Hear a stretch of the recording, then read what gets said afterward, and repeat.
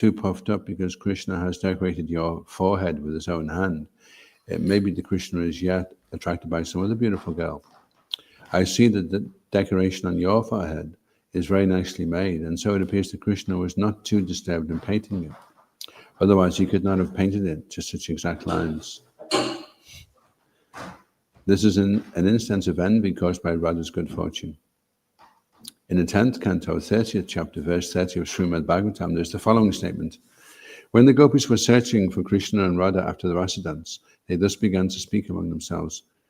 We have seen the footprints of Krishna and Radha on the ground of Vrindavan, and they are giving us great pain, because although Krishna is everything to us, that girl is so cunning that she has taken him away alone and is enjoying his kissing without sharing him with us. This is another instance of envy of the good fortune of Srimati Radharani. Sometimes when the cowhead boys used to play in the forests of Vrindavan, Krishna would play on one side and Balaram would play on the other. There would be competition and mock fighting between the two parties. And when Krishna's party was defeated by Balaram, the boys would say, if Balaram's party remains victorious, then who in the world can be weaker than ourselves? This is another instance of envy and ecstatic love. If Balaram's party remains victorious, then who in the world can be weaker? Oh yeah, okay.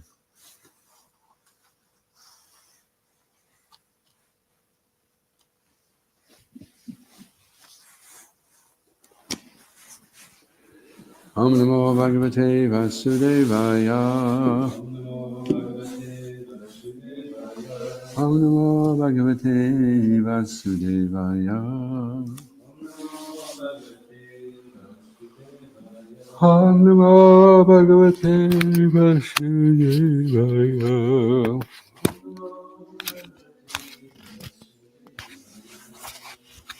So we're reading from the Srimad Bhagavtam, and this is Canto 8. And it's chapter 7, which is the chapter entitled Lord Shiva Saves the Universe. And are we on text 4?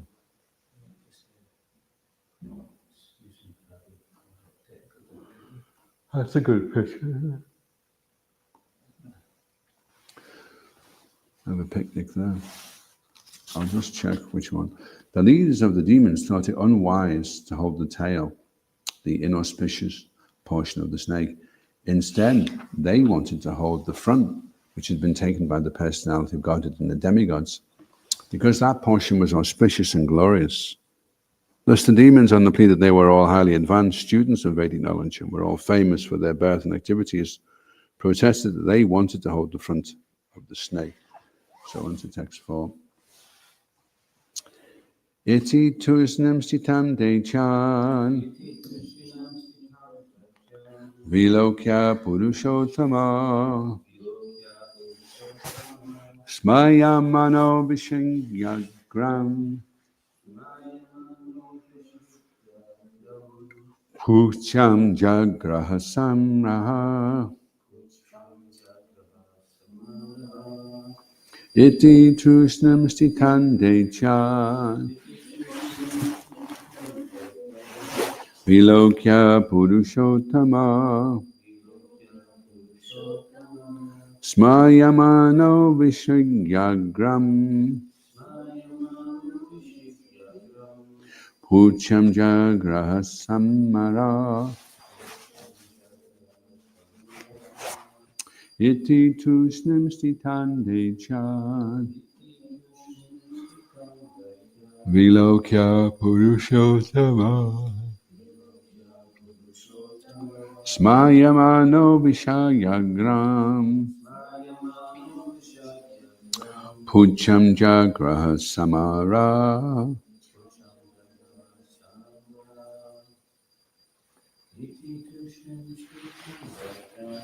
Iti tusnam stitam dechan vilokya purushottama smayamano vishagyagram pucham jagraha samara.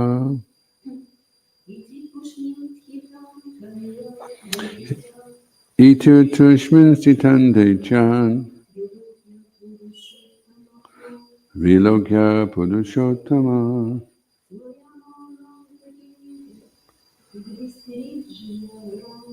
smayavana vishekha pucham jagra samara iti. Thus tushnim silently, stitan staying, Dechan the demons, Vilokya seeing, Purusha Uttama the personality of Godhead, Smayamana smiling, Vishraja giving up, Agram the front portion of the snake, Pucham the rear portion, Jagraha grasped, Samara with the demigods. Translation. Thus the demons remained silent, opposing the desire of the demigods. Seeing the demons and understanding their motive, the personality of God had smiled. Without discussion, he immediately accepted their proposal by grasping the tail of the snake, and the demigods followed him. So I'll read the next one. After thus adjusting how the snake was to be held, the sons of Kashyapa, both demigods and demons, began their activities, desiring to get nectar by churning the ocean of milk. O son of the Pandu dynasty, when Mandara Mount was thus being used as a churning rod in the ocean of milk, it had no support, and therefore, although held by the strong hands of the demigods and demons, it sank into the water.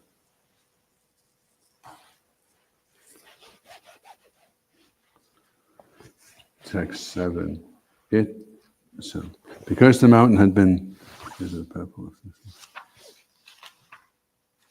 because the mountain had been sunk by the strength of providence, the demigods and demons were disappointed, and their faces seemed to shrivel. And then the next text, there is a purport. So I'll just run through the Sanskrit myself. Viloki vigesa vidam tade vaishvaro duranta variyo vitatapasanvi kritfavapu kacha pam adbhutam mahat parisha toyam girim ujahara. Seeing the situation that had been created by the will of the Supreme, the unlimitedly powerful Lord, whose determination is infallible, took the wonderful shape of a tortoise, entered the water, and lifted the great Mandara mountain. Purport by Srila Prabhupada Ki Jai. Here is evidence that the Supreme Personality of Godhead is the supreme controller of everything. As we have previously described, there are two classes of men, the demons and the demigods, but neither of them are supremely powerful. Everyone has experienced that hindrances are imposed upon us by the supreme power. The demons regard these hindrances as more accidents or chance, but devotees accept them to be the acts of the supreme ruler. When faced with hindrances, therefore, devotees pray to the Lord. Tatenu kampam shishukshimano bunjana evatmakritam vipakam. Devotees endure hindrances, accepting them to be caused by the Supreme Personality of Godhead and regarding them as benedictions. Demons, however, being unable to understand the Supreme Controller, regard such hindrances as accidental. Here, of course, the Supreme Personality of Godhead was present personally. It was by His will that there were hindrances, and by His will those hindrances were removed. The Lord appeared as a tortoise to support the great mountain. Shatir iha vipala tare tavatis tati priste. The Lord held the great mountain on His back. Keshavadrita kurmasarira jaya jagadisha hare. Changes can be created by the Supreme Personality of Godhead, and they can also be removed. This is known to devotees, but demons cannot understand it.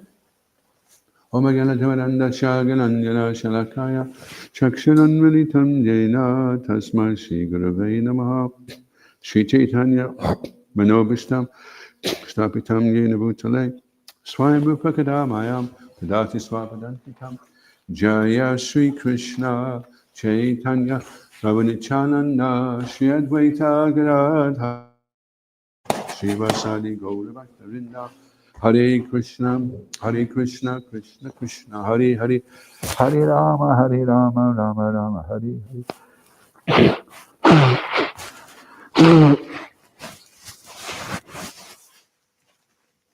So it's interesting in the Bhagavad Gita that Srila Prabhupada's analyzing that the conception of void is born of frustration. So the demons, when something goes wrong, that confirms to the demons that there isn't a God, which, they're not sad about that. They're okay about that, quite happy about that. So that proves there's no God. So therefore, we have to get on with that ourselves. We have to invent medicines and try and stretch people's skin to make them look younger, and make machines and do all kinds of stuff because there isn't any God. There's obviously not a God because things keep going wrong. There's accidents all the time. The devotee, however, Tatenu Kampam Shishukshimano, so when something happens, a reversal takes place, he immediately sees, okay, so Krishna's behind this. Now the far out thing is about demons, even if they say, oh, I believe God if you see him, even if you see God, they don't believe in God. Even if God lifts with one hand a massive mountain and flies on a bird that everyone else can get on, and then takes the form of a tortoise, they're like, okay, well, whenever you are, we're going to get on with our program, which definitely doesn't involve serving you. So you can do what you like, you can do all the most far out miracles you like, but we're in control of the universe, we're going to get this nectar, we're going to cheat the demigods, and hard cheese to you. So there you go. So isn't it interesting that people say, oh, I believe God, but actually they won't. Because they won't want to give up their plans to enjoy separately from God. And that's why we're here in the material world, being facilitated. And Kali Yuga, it's all the other Yuga rejects are now here in Kali Yuga. So they're really determined to not believe in God. But still, they're innocent, so although their desires have brought them here, they can still be turned around. Turnarounds can become, workarounds can become turnarounds. Don't give ultimatums. So Vaisheshika Prabhu was saying that. Don't give an ultimatum. Well, it's got to be like this, or forget it. He said workarounds can become turnarounds. Okay, so it's not ideal. It's Kali Yuga. People aren't that receptive, but we can work with it. And a workaround can become a turnaround. Just like we're turnarounds. Because the devotees were prepared to work around us. And then eventually, we're in the process of turning around anyway. When you turn around, then it's like taking a U-turn. You're going in the opposite direction now. So then we can be a little bit compassionate towards other people who aren't going in the right direction. And some of them may need workarounds for a long time before the turnaround takes place. But we can try to do that. No ultimatums. You must do this by this time or else. We just work with it. So it was actually by the will of the Lord that there are hindrances. So when we're praying, we should be praying, well, I don't know what the hindrances are that are going to come. You do know what's going to come, and you also know how they'll be beneficial, and you also won't give me too much inconvenience and hindrance that it stops me completely. But I have to have the strength and the intelligence to see that this is a hindrance that I can get over. Just like Krishna knew that Arjuna would get over the hindrance of getting cold feet on the battlefield and deciding he didn't want to fight after all. So that was a major hindrance for you to see, because he was relying on Arjuna. He was one of the main men that was going to help him win the battle. But Krishna knew that he would be able to talk Arjuna around. And he knows that we can also overcome everything. And Srila Prabhupada has given us all the tools to do it. We just need to be patient and have faith and be confident. So when we're chanting, Srila Bhaktivinoda Thakur recommends we chanting granthas of 4 rounds. So when you put the bead bag up and you put it on your hand, whatever it is that you were going to do, wait until you've done 4 rounds.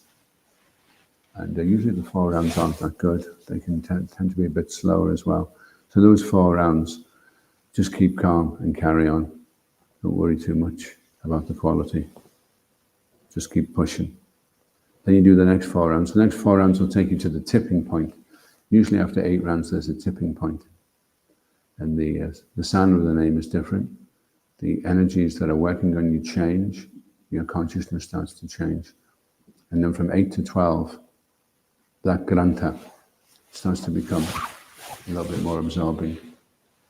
And then the last grantha, from 12 to 16, is when the mind is settled down and the name has started to become prominent, and we're not fighting with thoughts, we're just dancing with the holy name.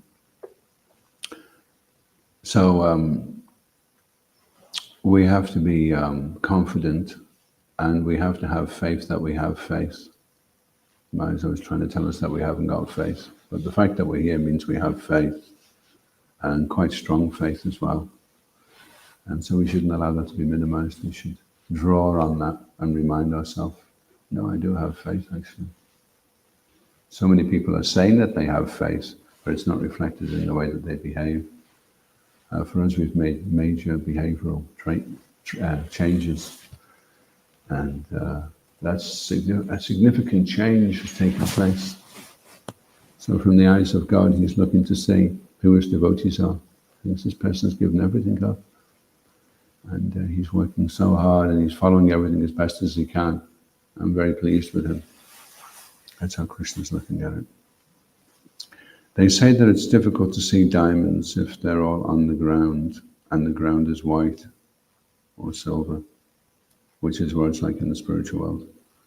But in the material world, you can see a diamond a long way off, because the diamond is like a black velvet cloth. So anyone in the material world that's trying to serve Krishna is like a diamond, and everybody else is like a black velvet cloth. So it's everything we're doing is significant.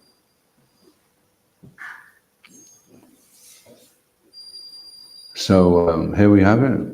So the same Lord that was, it's interesting that they refer to the Lord who takes the head of the snake, and the demigods follow him, and then that Lord then turns into karma.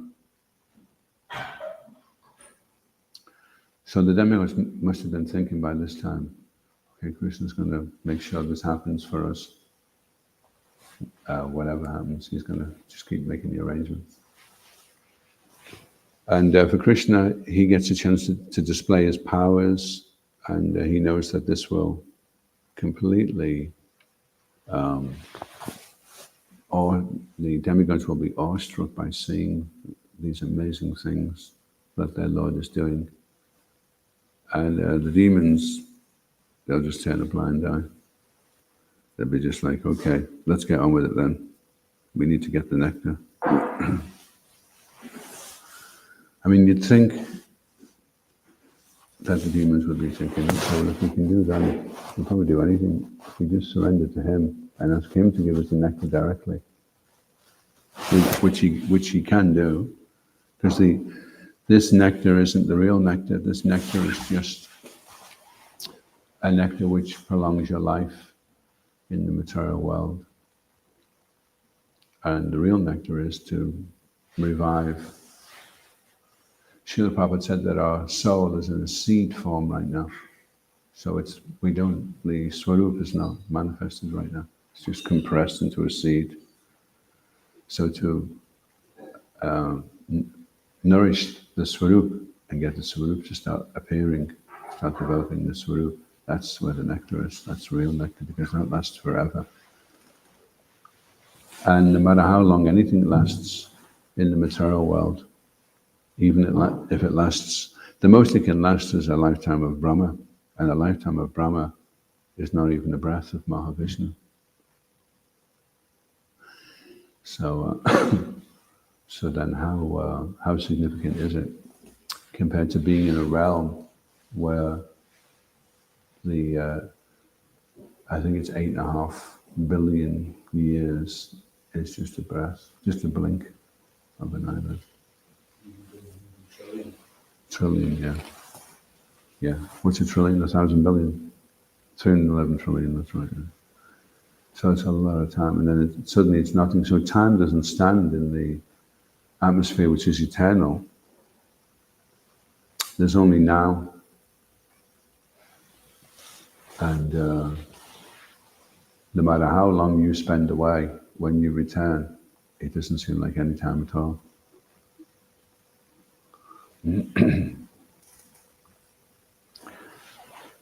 So yeah, there's a lot of things going on here, showing how the demons and the demigods, they interact with the material world. They can both appreciate things going on in the material world, but they have different attitudes, how they react to what's going on. So science itself isn't demoniac.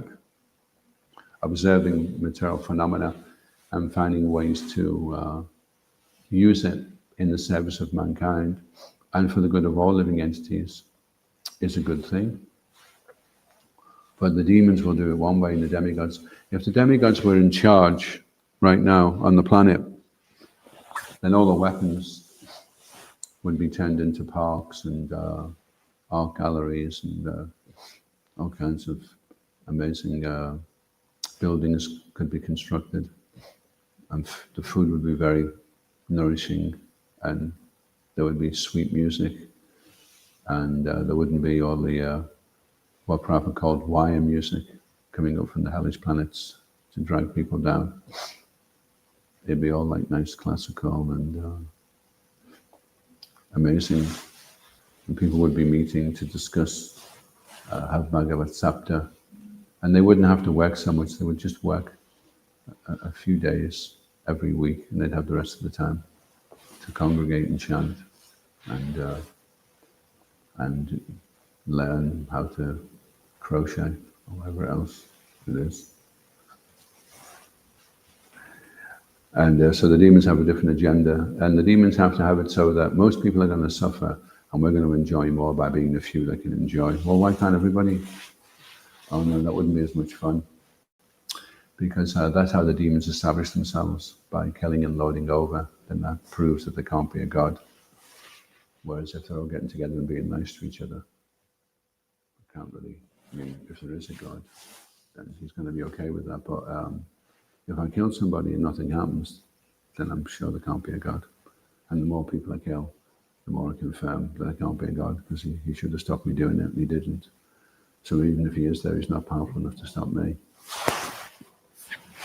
So this is how they reassure themselves, and all the while digging themselves deeper and deeper into their own grave. And then eventually they see the Yamadutas and they think, we should have seen those guys before. And then they realize, oh, here we go again. And when they're in the womb, they're praying like anything. Dear Lord, this time please don't let me forget you. And out they come, and they become the center of attention, and then again they forget. Any questions or comments? Somebody over there? Yeah? you were saying that the longest a person can stay in the material world is a lifetime of Brahma. But we hear that Lord Chaitanya comes once in a day of Brahma, and all living entities of the universe are liberated. So it would stand to reason that they can't stay for a full day of Brahma. But also, we hear that at the end of the cycle, at the end of Brahma's life, the living beings that have not made it out of the material manifestation, we go into the body of God, and invest until the next process. So, how can we understand that? Is it shorter? Is it longer?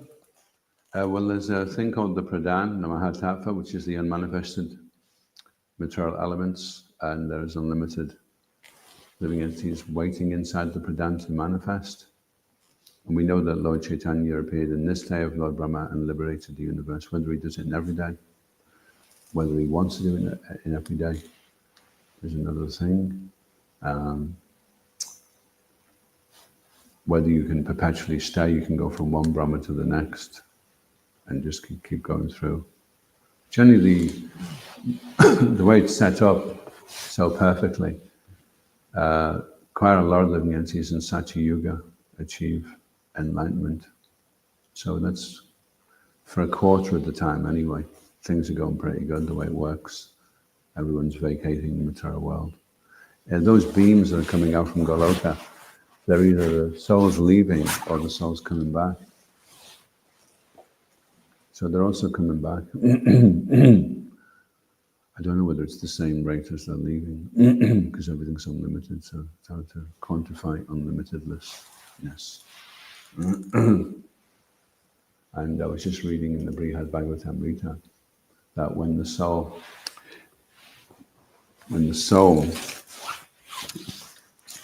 see, Srila Prabhupada said, the problem with most of my disciples is they want to go to the heavenly planets, but then after that, he said, but then they'll go back to Godhead from the heavenly planets. So I was having a conversation with Vamsi Vilas, and he goes, oh, well, that's really funny because I've just read this in the Srimad Bhagavtam Rita. It says, I'm going to do a screenshot of that.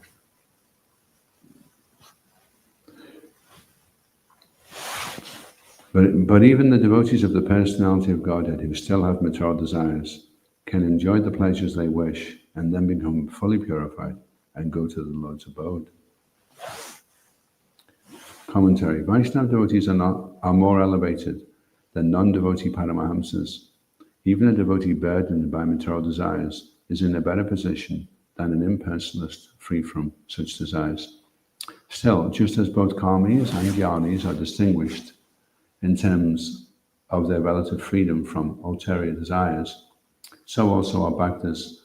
Most karmis and jnanis can approach perfection only gradually. Only a few Paramahamsa jnanis achieve immediate liberation. Similarly, though all Vaishnavas are sure candidates for ultimate perfection, the Sakama bhaktas, those whose devotion to the personality of God is mixed with desires to control and enjoy, must first become purified. Still, although Sakama bhaktas need further purification to qualify for entry into the kingdom of God, they should never be considered subject to the laws of material nature, like the karmis and jnanis. As stated here, Sakama bhaktas live happily in this world, free from material restraints, swachaya. They are at liberty to visit all the regions of this world, including the highest planets, beginning with Maha. They can reach the subtlest stages on the Archa Adi path, and they can attain the Vaikuntha realms within the universe like Svetadweep and Ramapriya.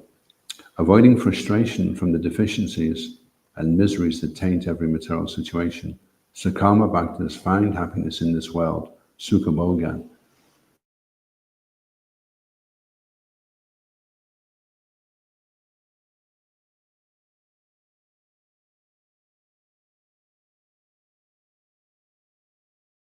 Enjoyment in the material world. The power of the Lord's devotional service purifies them enough to demolish all obstacles in their hearts.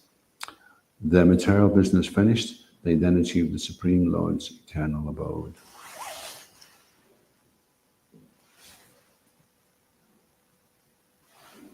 Interesting, eh? So he doesn't begrudge the Sakama Bhaktas. Krishna is so pleased that they're on the path of devotional service, and if they have some last traces of enjoyment to fulfill, then he'll say, okay, go to this region, go to that region. But they're better situated than Paramahamsa Jnanis, who are on the way to getting liberated, because the devotees are on the way back to Godhead, not on the way back to the Brahmajyoti. And in terms of trillions of years, it's so huge and expansive time. For us even to wait 20 minutes for a bus is too much, you know. Never mind, when's the next bus? 311 trillion years. Oh, okay then, I'll just read a book.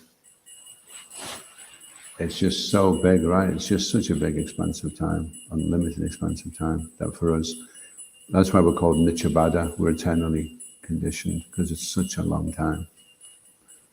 But then nothing's eternal in the material world. Even the conditioning is not eternal. The only thing that's eternal is the Nitya Siddha.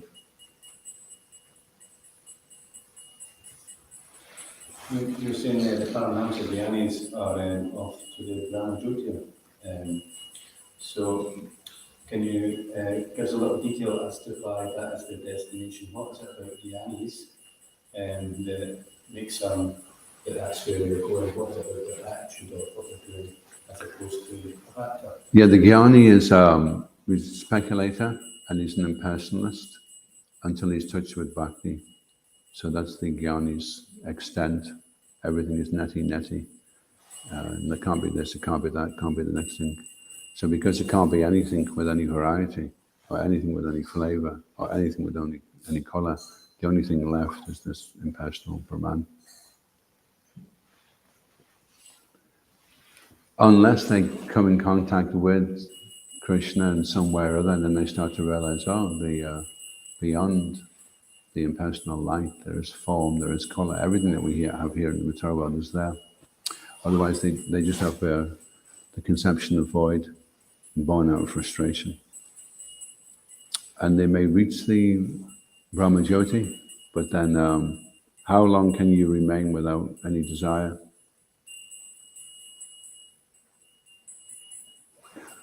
Eventually it will come up to want to love and interact with someone.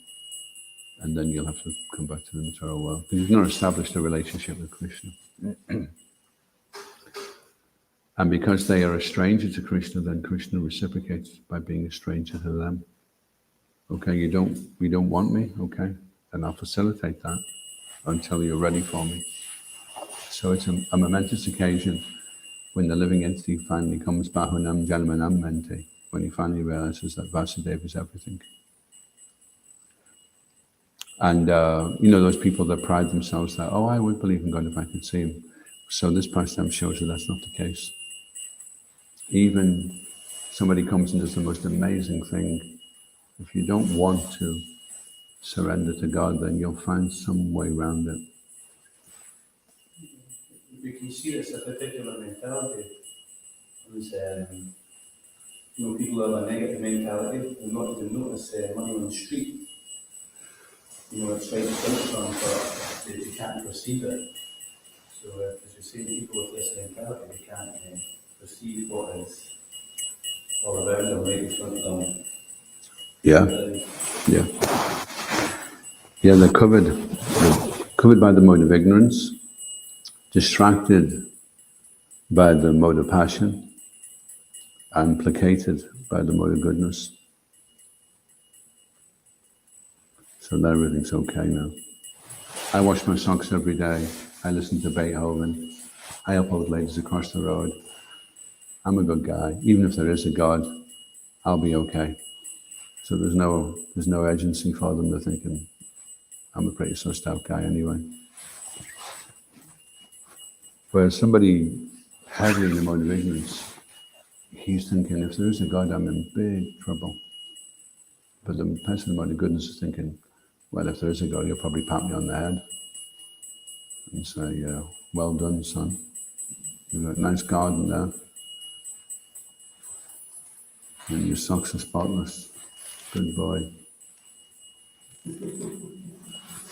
But he stays in the material world. So sometimes being in the mode of ignorance, Patita Pavana, Lord Chaitanya came to save the most fallen. So it's the most fallen. They are sometimes the most receptive because they've got a lot pending on this. If there is nothing after this, then okay. We're okay, but if there is, we're in big trouble. And I'm taking a big gamble that there isn't. Like, what's his name? Pasteur said, if you're going to gamble, if you gamble that he isn't and he is, you lose everything. If you gamble that he is and he isn't, you lose nothing. So if you're going to gamble, why?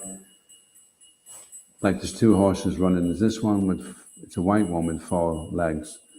And there's a black one that's only got 1 leg. Well, it's a non-starter. It's not going to go anywhere.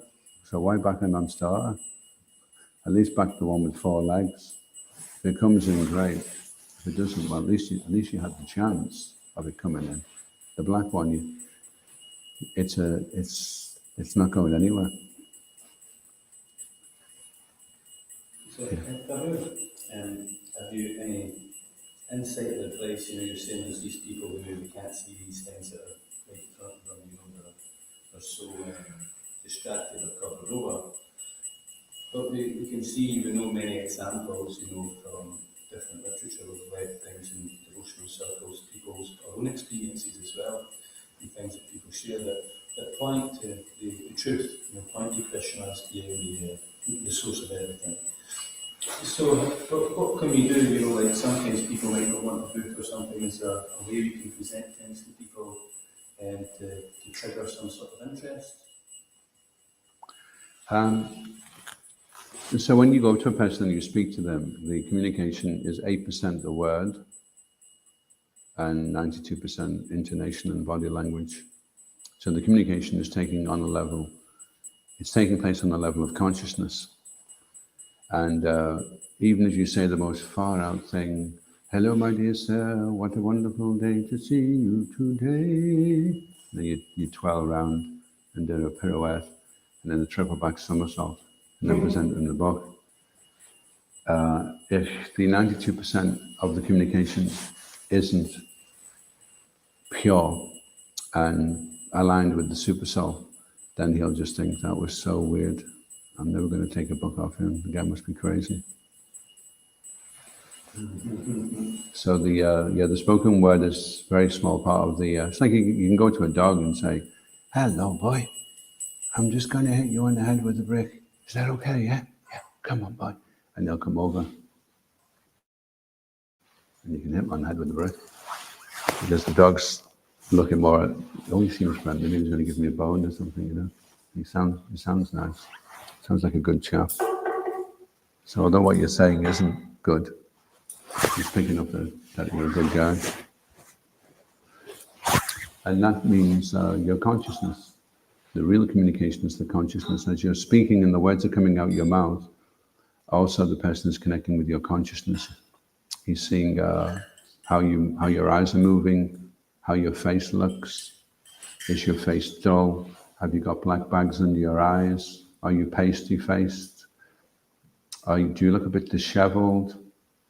Are your clothes a bit dirty? Is there a few patches of turmeric down the front of your jacket? Does it look a bit scrumpled? Are you kind of approaching them looking a little bit kind of intimidating? There's so many things that they're not even conscious themselves of what it is, and it presents a whole experience for them. And then right at the top of it all is this book. This person wants me to take a book, so they're thinking, have other people taken the books? Do people take these books? Are you supposed to take the book? What do most people do? Do most people take the book? How much do most people give? What do people give? Do people give anything? What do most people do? They don't really know. They're all running around. And then what everyone else is doing, thinking, okay, so everyone's doing that. Oh, everyone's going this way. Okay, must be something happening here, And that's all they're doing. And then someone says, hey, we're passing them out today. These are absolutely fantastic. And you think, oh, he looks like a lively character. And he sounds like he's doing pretty well. Everybody must be taking a book. I better take one as well. Then it's obviously the thing to do, you know, especially if you're a foreigner, you're in a different country, and someone comes up to you and they're thinking, well, everybody else in the country must do it. I've got my shortbread. I've got the wig with the ginger hair. And I've got my cashmere scarf and a miniature bottle of whiskey. And you have to take a Gita now. Oh, okay. It's the Scottish experience. So you have to be, we initiate actually, just like you initiate the situation. You could go up to someone and say, hello there, we're doing a drive from 9 to 5, and if you buy 2, you get 3. You pay for 2 and get 3. And so you're initiating a situation for them. Hello, I'm at this is going on, these are going on, and this is how much you should give. So that means you're a guru. So guru is the one that prompts the situation. As soon as the person asks a question, he takes the control off you, and he becomes the controller. Oh, where's it going? Where's your charity number? How do I know you're real? Show me some certification, show me proof. So if they're asking the questions all the time, then the situation reverses. And although you were the initiator, they've now become the guru. So you have to remain assertive in a nice way, but you're the one that's asking the questions. So if they ask a question, then you answer the question with a question. Yeah, well, monks, you never seen this before? You ever get stressed yourself? Immediately. As long as we're asking the questions, we're in control. And Prabhupada's training us, Rupa Goswami's training us to become gurus. We have to not just initiate a financial transaction on the street. We have to initiate a whole shift in that person's life to take them back to Godhead. That's what the guru does. He doesn't do it so he can get his feet bathed and everybody bow down at him and he gets a god and everybody thinks he's cool. The real guru is one who's redirecting people back to Godhead. So he initiates the situation, and then he asserts, and the person goes away feeling, wow, that was amazing. I've got this book. I feel like I've given a good donation, and that it was a very fulfilling and satisfying experience to be engaged in that pious activity. And I've gone away now feeling like I've just climbed a mountain. Can't quite put my finger on what it is, but it's good. So that's what we have to do. And as the years go by, people will recognize us, and they'll confide in us, and people will say, well, you seem like a pretty steady guy, and this is going wrong in my life. Could you give me some advice? So then you're going from a Pramatika? There's one guru which starts the spiritual process off, Varma-Pradakshina guru. And then there's another guru that guides you along the way, the Shiksha guru. And Shiva Ramanuja was saying there's plenty of devotees who are following what Prabhupada wants better than his disciples, some of his disciples. He says, so they are more disciples of Srila Prabhupada, even though they've received Diksha. It's those that are following the Shiksha of Srila Prabhupada that are really connected to Srila Prabhupada.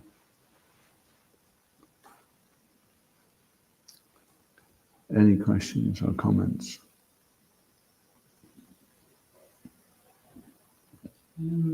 It's an interesting section, that they're directly interacting with God as God.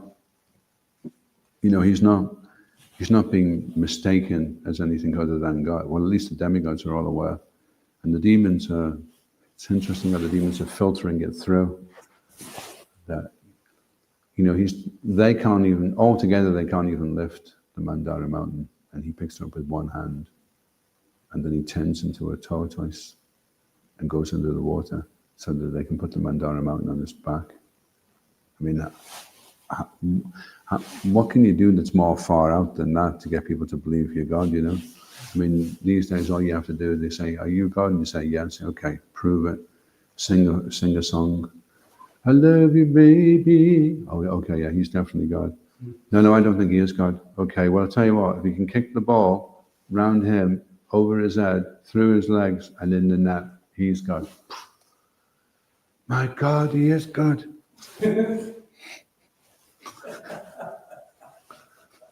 And then at the end of it, he goes, oh, and by the way, and he gets this golden mountain, and he picks it up, and it's like 10,000 miles wide. And he's like, what do you think of that? What's this? We'll just become a tortoise. And the demons are like, well, anyway, let's come up with the game. I mean, you've got to be pretty fixed, right, on what you want. No, because they'd won the universe. That's why the demigods were having to go to. So they were running the show, and they're like, we're not going to give this up for anything, even if God turns up, and we'll get the nectar. We're in control, and now we can live practically forever. Fantastic. So they're basically saying, look, get lost, even if you do exist, give us a break. Just let us get on with it. Such a good time. Yeah, I'm having a good time. I don't want to stop at all. Mr. Fahrenheit. And then what happens? AIDS. Bye. And he didn't last long. It's all really puny and pathetic in Kali Yuga. I mean, you've only got 100 years. 50 spent sleeping. 20 spent in the toilet. You've got like about 3 months to try and enjoy yourself. It's like pathetic. And then you're growing old real fast because sense gratification, the way they're trying to gratify the senses, they're aging fast, they're burning up their, see some of these film stars, you can see they've just been at it 24/7 and it looks like they've been wrung out, there's nothing left in them. They're just walking around like. And then it's even more embarrassing for them because everybody was thinking, oh, but I thought you were so amazing. It's kind of unfair, really, that they're putting all these unrealistic expectations upon people. Especially the royal family. I mean, what are they, What have they ever done? They can't sing or play football or anything. They just walk around with crowns on. Oh, it's the... So there you go. ISKCON Guru in the key, Srila Prabhupada key, Gaur Premanandi Haribo. All of you, all of one of you, key jai. Shiva Ramaswamy. So maybe when people come on a Sunday, we can have a service list for them. We can say, okay, there's some marks on the temple here.